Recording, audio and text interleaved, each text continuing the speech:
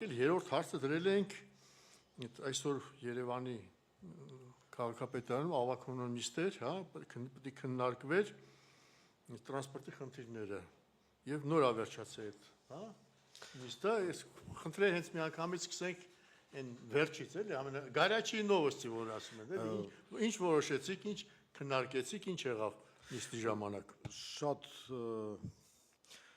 այսպես կուրիոզային եւ աննախադեպ պատմություն ստացվեց, մենք ականատեսը դարձանք աննախադեպ ճողոպրանքի, փախուստի, հայտնի ֆիլմի տարբերակով չէր, բայց այդ փախուստը շոու շենքից չէր, այլ քաղաքապետարանի շենքից էր։ Մի փոքր նախաբան ներկայացնեմ, մենք 17000 քաղաքացու ստորագրությամբ նախագիծ էինք մտցրել քաղաքապետարանի համապատասխան բաժին, որպեսզի ավականու նիստերի օրակարգում քննարկվի քաղաքային տրանսպորտի գնի հետ կապված մեր ներկայացրած նախագիծը։ Մեր պարագայում մենք հիմնավորումներով ներկայացնում ենք, որ տրանսպորտի գինը չի կարող լինել ավել քան 100 դրամը, որովհետև տարբեր հաշվարկներով, պաշտոնական տեղեկատվական աղբյուրներից ունեցած տարբեր հաշվարկներով այդ գինը տատանվում էր 65-70, ամենաշատը, այսպես ասած, 82 դրամի, 93 դրամի սահմաններում, բայց որևէ պարագայում չէր անցնում 100 դրամը, եւ 17000 քաղաքացու ստորագրությամբ մենք առաջին անգամ Հայաստանի պատմության մեջ ներկայացրեցինք նախագիծ, որին փաստորեն քաղաքացիներն էին համահեղինակ դարձել։ Քաղաքային իշխանությունը արհամարեց 17000 քաղաքացու ստորագրությունը եւ որոշեց բարես բուն իմաստով փախչել, ուրիշ բառ չեմ կարողանում գտնել, փախչել նիստերի դահլիճից։ Նիստերի դահլիճից դուրս եկան քաղաքացիական պայմանագիր ներկայացնող ավականու անդամները եւ հանրապետություն խմբակցության ավականու անդամները եւ վարողը ներառյալ, այսինքն չկար քաղաքապետի պաշտոնը զբաղեցնողը, չկար նրան փոխարինողը, ընդհանրապես դահլիճը դատարկվեց իշխող կոալիցիա կոչվածից, որից հետո մենք օրենքով սահմանված կարգով արդեն անցկացրեցինք նիստ, որը իրավազոր էր, որովհետև առավոտյան արդեն քվորում ապահովել էր, որը վարեց տարիքով ավագ պատգամավորը, տվյալ դեպքում Սամվել Հարոյանը, որը Մայր Հայաստան խմբակցության ներկայացուցիչը, եւ նիստի վարողը ինձ ձայն տվեց եւ ես ներկայացրեցի նախագիծը։ Ինչու փախան, որովհետև բովանդակային դաշտում որևէ հակափաստակ չէին կարող ներկայացնել, փախան, որովհետև ես ցույց էի տալու իրենց իսկ ունեցած կոռուպցիան, որը տարեկան մինչև 30 միլիոն դոլար է հասնում։ Խնդրում եմ, սա քաղաքացիները ֆիքսեն։ Հիմա, քանի որ իրենք փախել են, ճողոպրել են, այլևս որևէ ձևով չեն կարող արդարանալ։ Ես պնդում եմ, որ քաղաքային տրանսպորտի գինը կարող է տեղավորվել 100 դրամ մետրոյի եւ ավտոբուսի պարագայում եւ դա իրենց իսկ ներկայացրած թվերով, տրոլեյբուսի գինը կարող է մնալ 50 դրամի սահմաններում, ստվերային տնտեսությունը քաղաքային տրանսպորտի ոլորտում ավելի քան 50% է եւ կազմում է տարեկան մինչեւ 30 միլիոն դոլար։ Դատախազությունը, համապատասխան մարմինները պետք է հիմք ընդունեն իմ այս հայտարարությունները եւ քրեական գործ հարուցեն քաղաքային իշխանության դեմ։ Եթե իրենք ասելիք ունեին, թող մնային եւ հակափաստարկներով, այսպես ասած, ջախջախիչ հարված հասցնեին մեր փաստարկներին։ Դա իրենք չարեցին, փախան նիստերի դահլիճից եւ հիմա փաստորեն 17000 քաղաքացու ստորագրությամբ նախագիծը, որը աննախադեպ էր եւ նոր մշակույթ էր մտցնում մեր քաղաքական կյանքում, արժանացավ այս ճակատագրին։ Դրա համար էլ մենք մեր ասածը ասեցինք եւ երկրորդ աննախադեպ բանը ստացանք, երբ որ քաղաքային իշխանությունը լքում է դահլիճը եւ սա շատ խորհրդանշական դարձավ։ Ես առաջին անգամ եմ մտնում այդ դահլիճ եւ չկարողացա տեսնել որևէ մեկին շնչավոր, որը կներկայացնի իշխանությունը եւ երբ որ իրենց անվանում էին դատարկ ուսապարկեր, իրենց բնութագիրն եմ տալիս, այսուհետ մենք կարող ենք իրենց նաեւ որպես դատարկ աթոռներ ներկայացնել։ Ուզում եմ հարցնել այդ 17000-ը բավարար քանակ է, թե ոչ, այսինքն ինչ է նախատեսում օրենքը, ինչքան մարդու ստորագրությամբ կարելի է դիմել եւ երկրորդը տեսեք արդեն ինչքան ժամանակ է չենք նկատում, որ կա այդ նույն կոչով, որ հանդես են գալիս չվճարել 100 դրամից ավել եւ կարծես քաղաքացիները հարմարվել են ճակերտավոր տալիս են կամ չեն տալիս, բայց չկա այդ աղմուկը, չկա, դադարել է։ Ինչով սա կբացատրեք։ Մարդիկ հարմարվել են 150 դրամին, թե իշխանություններն են հարմարվել 150 դրամին, ոնց կբացատրեք։ Նախ համաձայն չեմ ձեր հետ, որ չկա առնվազն Մայր Հայաստան խմբակցության մասով դուք ամենօրյա ռեժիմով կարող եք տեսնել, որ մերոնք բոյկոտի կոչը անում են եւ մասնակցում են բոյկոտին։ Այլ բան է, որ լրատվամիջոցները միգուցե այդքան մեծ ուշադրություն չեն դարձնում դրան, բայց մերոնք ամենօրյա ռեժիմով դա անում են։ Մայր Հայաստանի անունից առնվազն կարող եմ դա ասել։ Ի վերջո կարելի է մտնել մեր Facebook-յան էջերը եւ տեսնել այն գործողությունները, որ իրականացվում են։ Երկրորդը քաղաքացիները չեն համակերպվել, բայց քաղաքացիների մի մասը գտնում է, որ այսպես ինչ-որ խնդիրներ կարող է առաջանալ իր համար, որովհետեւ մենք ապօրինություններ ենք տեսնում նաեւ վարորդների հրահանգները, որ տրվում են մյուս գործողությունները։ Այս առումով քաղաքացիները միգուցե խուսափում են այդ կոնֆլիկտային իրավիճակից կամ համակերպվել են, որովհետև ի վերջո ցանկացած քաղաքական ուժ, այդ թվում մերը, չունի այդքան հնարավորություն, որ ենթադրենք մի քանի 100 ավտոբուսի ծածկույթ ապահովի առավոտից մինչև երեկո։ Օբյեկտիվորեն մենք քաղաքացիներին ներկայացնում ենք պատկերը։ Հիմա էլ ավելի մեծ փաստարկներ ունեն քաղաքացիները չվճարելու, որովհետև ես հիմա պաշտոնապես ասում եմ, մեր ներկայացած տվյալներով 65 դրամի շրջանակներում է գինը, որը նստում է դա չհաշված դոտացիան։ Հիմա եթե իրենք հակառակն էին պնդելու, թողային մասնակցային նիստին եւ ներկայացնեին իրենց տեսակետները, բայց մեր տվյալները հիմնված էր պաշտոնական այն տեղեկատվության վրա, որ մենք ստացել ենք Երևանի քաղաքապետարանից։ Հիմա սա արդեն սոցիալական խնդրից վերածվում է բարոյականության եւ արժանապատվության ու թասիբի խնդրի։ Քաղաքացիները տեսան, որ իրենց ստորագրած նախագիծը արհամարվեց քաղաքային իշխանության կողմից եւ քաղաքացիները տեսան, որ մեր փաստարկներին գնի վերաբերյալ որևէ հակափաստարկ չհնչեց։ Մեր նախագծով 100 դրամից ավել պետք է չլիներ տրանսպորտը, իսկ եթե օրական 4-ից ավել անգամ էր օգտվում քաղաքացին, ինքը կարող էր որոշել ձեռք բերել փաթեթ եւ ստանալ ավելի էժան տարբերակ, քան 100 դրամն է։ Մենք դրա հիմնավորումները տալիս ենք։ Ես ենթադրում եմ, որ իրենք պետք է իրենց փաստարկներով ասեին, չէ, ինքնարժեք 230 դրամ է օրինակ ու հնարավոր չէ ձեր ասած գները։ Ես էլ ինքս պատրաստվել եմ, որ ներկայացնեն մեր թվերը հիմնված պաշտոնական են աղբյուրների վրա, որը կա, բայց իրենք ուղղակի փախան այդտեղից։ Ինչ վերաբերում է ստորագրությունների քանակին, օրենքով սահմանված կարգով Երևանում գրանցված եւ ընտրական իրավունք ունեցողների 1%-ի չափով ստորագրությամբ քաղաքացիները կարող են նախագիծ ներկայացնել Երևանի ավականու նիստին։ 1%-ը դա կազմում է 82,000-ի կարգի։ Մենք հավաքել ենք կրկնակ, այո, 1%-ը, չէ, 1%-ը 820,000-ի կարգի ընտրող կա, 8200 Հա, 8200, կներեք, 8200 1%-ը կարող էր կազմել 820,000-ի պարագայում, մենք հավաքել ենք կրկնակից ավելին։ Պրոցեդուրալ առումով մենք հիմա ճիշտ ասած մի քիչ իրավական կազուս է առաջացել, որովհետև բացասական եզրակացության դեպքում մենք ունենք էլի օրենքով սահմանված կարգով հնարավորություն գնալ 10%-ի հետևից ստորագրությունների, այդ տվյալ դեպքում արդեն 82,000-ի եւ հարցը մտցնել հանրաքվեի։ Հիմա իրենք ճողոպրեցին, ես ենթադրում եմ, որպեսզի կազուս առաջացնեն իրավական, որպեսզի այդ հարցը հանրաքվեի չմտնի, թե ինչ կլինի հետագայում, մի հատ իրավաբանների հետ կճշտենք, բայց ամեն դեպքում քաղաքացիները հիմա մեծ հանգիստ, այսպես ասած, խղճով կարող են բոյկոտել, որովհետև բոյկոտը դառնում է 100%-անոց լեգիտիմ։ Փաստարկներ չեն հնչել հակառակ եւ իշխանությունը փախել է քննարկումից։ Դրանից ավել բան ես չեմ պատկերացնում, ընդ որում իրենք միշտ խոսում էին, չէ, հերվից հեռու որոշում էին, որ այսպես ասած պոպուլիզմ է մեր ասածը եւ այլն, իրենց է ճիշտ հաշվարկ է։ Ես սպասում եմ, որ իրենք ինչ-որ բան էին ներկայացնելու, չեղավ։ Խայտարակություն ուղղակի, խայտարակություն քաղաքապետարանում, ավականու նիստերի դալիճը դատարկ աթոռներ էր ներկայացրել իդեմս իշխանությունների։ Այս հարցը բարձեցինք, շարունակություն կունենա, մենք հետևենք այդ ամեն ինչին, նոր է սկսվում այս ամեն ինչ պատմությունը։ Հիմա անցնենք այն մեր երկու մյուս հարցերին, մեկը որ մարտի 21-ին Հայ Հայաստան, հա, դաշինքը Գյումրիում անցկացնելու այդ, հա, անցկացնում է ռուսաստանցի փորձագետների հետ եւ տեղի գործական շրջանակների հետ,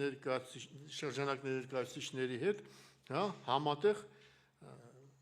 կոնֆերանս, ֆորում, տնտեսական ֆորում։ Տնտեսական ֆորում, խնդրեմ մի հատ պատմեք դա ինչի մասին է, ինչ ֆորում է եւ ինչ սպասելիքներ կան։ Ну, երևի գիտեք, որ Սուխոյ պորտի նման չի լինելու, չէ՞, որ շնամ սկզբից եմ ասում։ Չէ, Սուխոյ պորտը իրենցն է, 4 գլուխներն էլ իրենք են փաստորեն դատար կաթոռների հետ միասին։ ովքեր որ ներկայացնում են, տեսեք, Կարեն Սիմոնյանը, որը մեր թիմակիցն է եւ հիմա գլխավորում է Մայր Հայաստան Դաշինքի ցուցակը Գյումրու ավականու ընտրությունները, մինչեւ ընտրությունները նախաձեռնել էր քննարկում Գյումրիի զարգացման հետ կապված։ Դա ամիսներ առաջ էր։ Մասնագիտական քննարկում է տեղի ունեցել։ Այդ մասնագիտական քննարկման արդյունքում մենք եկանք այն եզրակացության, որ Գյումրին զարգանալու եւ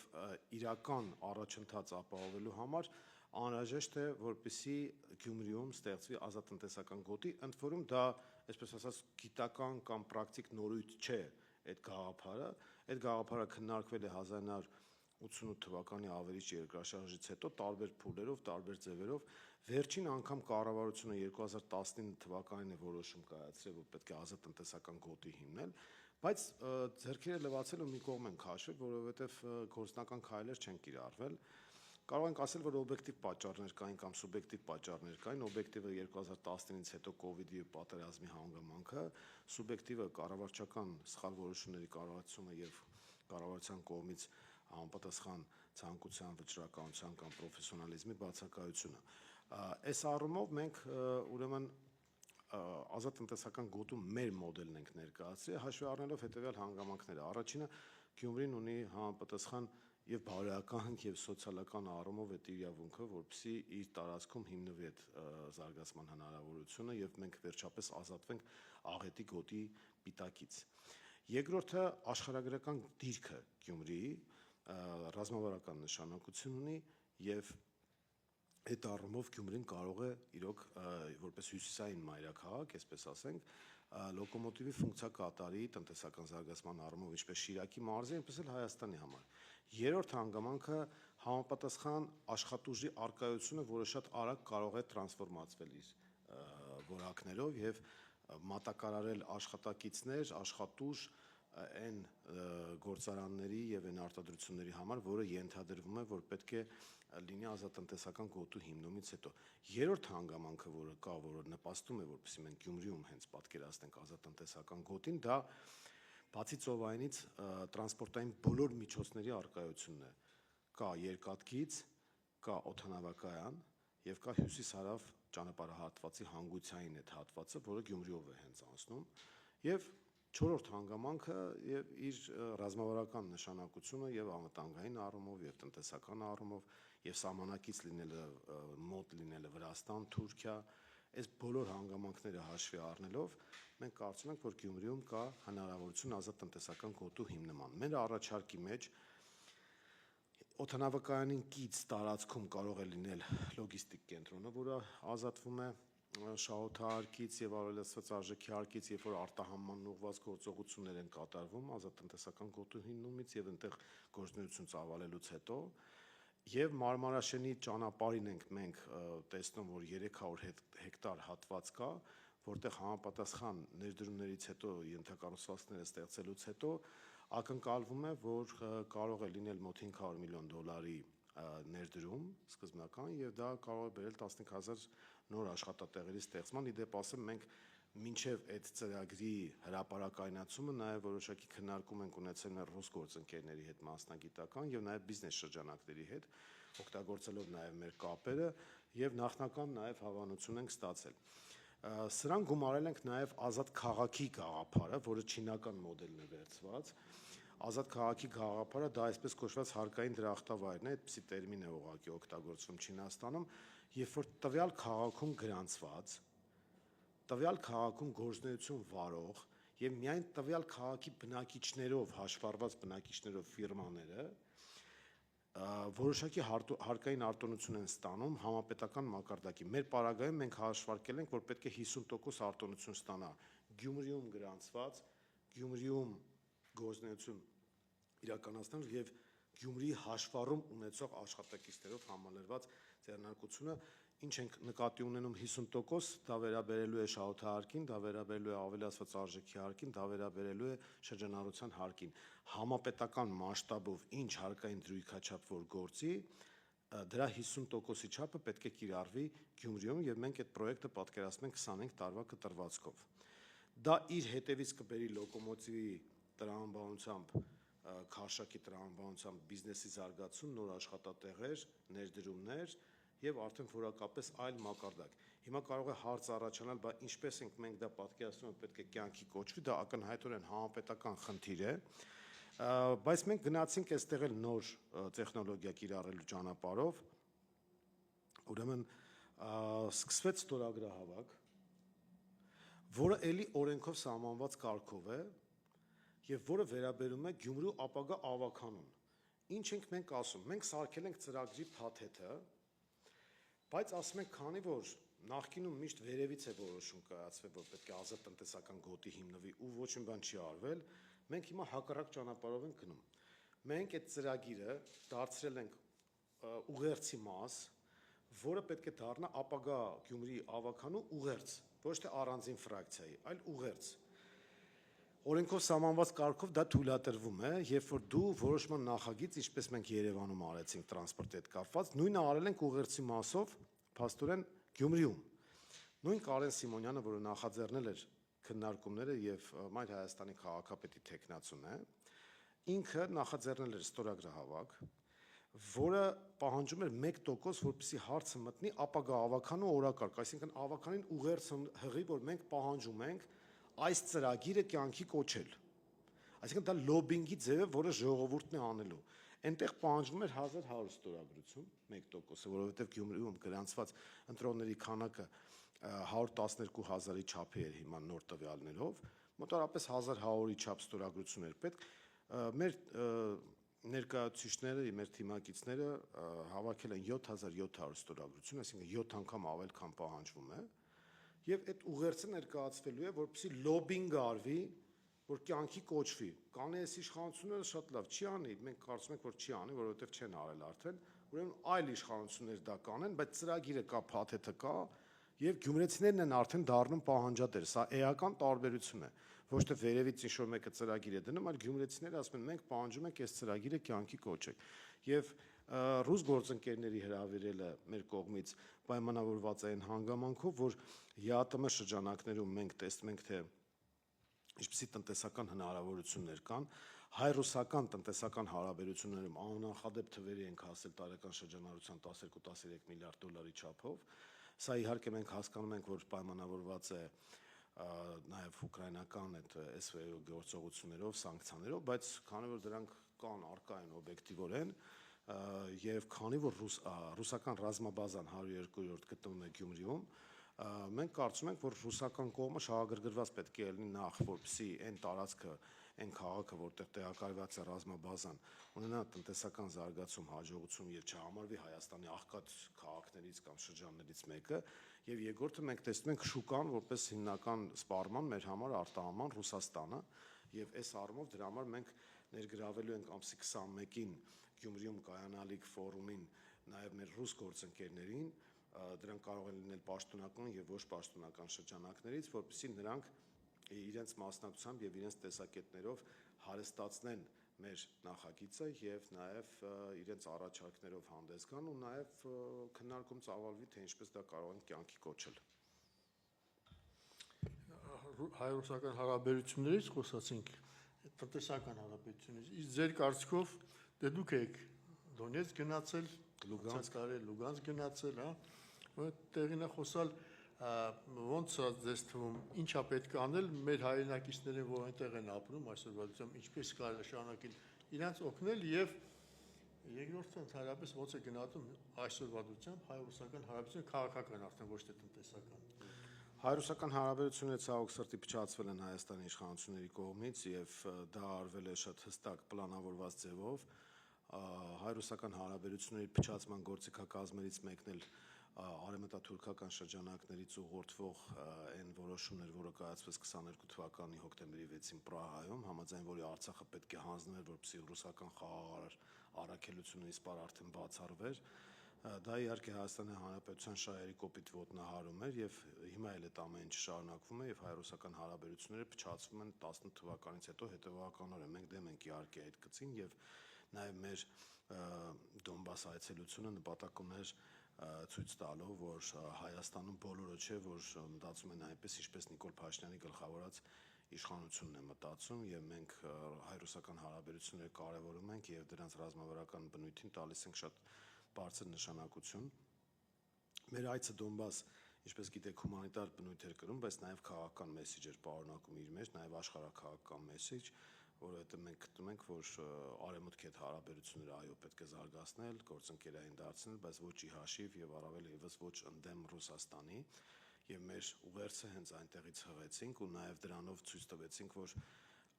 մենք էլ այստեղ իրավունք ունենք պայքարելու Արցախահայության վերադարձի իրավունքի համար, որովհետև ամեն մի ժողովուրդ ինքն է որոշում, թե որտեղ ինչպես ապրի եւ ինչ ճակատագիր ընտրի իր համար։ Ցավոք սրտի Հայաստանի իշխանության գործուն մասնակցությամբ Արցախը հայաթափվեց եւ մենք 120,000 էթնիկ զտված հայերի հետ գործ ունենք այժմ, բայց մենք նրանց իրավունքների համար պայքարը պետք է տանենք եւ Դոնբասից հենց այդ ուղերձը հղելը նաեւ ռուսական լրատվամիջոցների օգնությամբ հենց այդ նպատակը ուներ մեր կողմից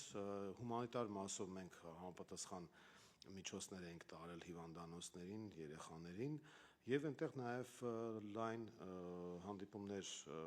ինտենսիվ հանդիպումներ ունեցանք Դոնեցկի եւ Լուգանսկի հայ համայնքի ներկայացուցիչների հետ, կարող եմ ուրախությամբ արձանագրել, որ հայ համայնքը բավական խորը ինտեգրված է տեղական կյանքի մեջ եւ իրենք շատ ակտիվ անդամներ են Լուգանսկում ընդհանրապես մենք տեսանք, որ Լուգանսկի հայ համայնքի ղեկավարը նաև պետական համակարգերում է ներկայացված, հանրային համակարգերում է ներկայացված եւ ազգային փոքրամասնությունների գծով համապատասխան հանձնաժողովի ներկայացուցիչ է եւ բավական ակտիվ շփումների մեջ է տեղական իշխանությունների եւ ռուսների հետ։ Այս առումով մեր կապերը խորացվել են, մենք նաև դեկտեմբերի վերջին նոր տարու հետ կապված որոշակի աջակցություն ենք ցուցաբերել, այնտեղ պայմանավորվել են կրթական մշակութային համատեղ պրոյեկտներ իրականացնել այն կառույցների հետ, որոնք կարող են փոխադարձ հետաքրքրություն ներկայացնել Հայաստանի եւ Ռուսաստանի համար նոր տարածքների հետ կապված եւ մենք կարծում ենք, որ տեսակետները պետք է հստակ հայտարարել այս մասով, եթե մենք տեսնենք, որ Արցախահայության խնդիրները կան, ուրեմն պետք է նաեւ մեր տեսակետները հստակ հնչեցնենք նաեւ Դոնբասի մասով։ Այս առումով այս ես կարծում եմ հաջողված էր եւ բավական բարձր ընդունելության արժանացավ, մանավանդ մենք այնտեղ բազմաթիվ շփումներ ունեցանք լրատվամիջոցների հետ, որոնք հարցադրումներ էին հնչեցնում Հայաստանի հետ կապված, թե իբր Հայաստանը օժանդակում է զենքով եւ զորքով Ուկրաինային, այդպիսի ֆեյք լուրեր էին տարածվում, մենք տեղում հերքում էինք բնականաբար եւ մեզ ավելի էին վստահում, որովհետեւ շատ լավ գիտեին, որ մենք արմատական ընդդիմություն ենք Հայաստանի գործող իշխանության եւ եթե մենք ենք հերքում այդ հանգամանքը, ուրեմն դա այդպես է եւ այս առումով ադրբեջանական քարոզչության դեմ այդ մասով ինչքանով որ կարողացանք մենք դեմն առանք Ես կարծում եմ, որ Հայաստանի այսօրվա քաղաքականությունը արմատական վերափոխման պետք է ենթարկվի եւ այս իշխանությունները իրենց ամբողջությամբ սպառել են եւ նույն հայ-ռուսական հարաբերությունների մասով մենք պետք է կարողանանք այնպես անել, որ մեր անվտանգային համակարգը փլուզումների չի ենթարկվի եւ այս առումով Գյումրիում հենց այն ինչ որ մենք միջոցառում որ կազմակերպում ենք նաեւ ուղղված է դրան, որպեսզի ամրապնդենք հայ-ռուսական կապերը, հայ-ռուսական տնտեսական հարաբերությունները եւ կարծում ենք, որ գյումրեցիների համար էլ դա շատ հուսադրող քայլ կլինի այն առումով, որ ռուսական կողմը պատրաստակամություն է հայտնում տնտեսական առումով հետաքրքրություն ներկայացնել, իհարկե համապատասխան քաղաքականության դեպքում ազատտնտեսական գոտին ավականու ու լուծելիք հարցը չէ, բայց ազատտնտեսական գոտու ծրագիրը շատ կարեւոր է ռազմավարական եւ հերանեկարային զարգացման առումով եւ եթե իշխանությունը փոխվում է, մենք արդեն պարտավորություն ենք վերցնում գյումրեցիների առաջ, որ այդ ծրագիրը կյանքի կոչենք։ Հարցեր կան, եթե չկա, այն ժամանակ շնորհակալություն, գործային հաջողություն։ Ձեզ եմ շնորհակալ շատ։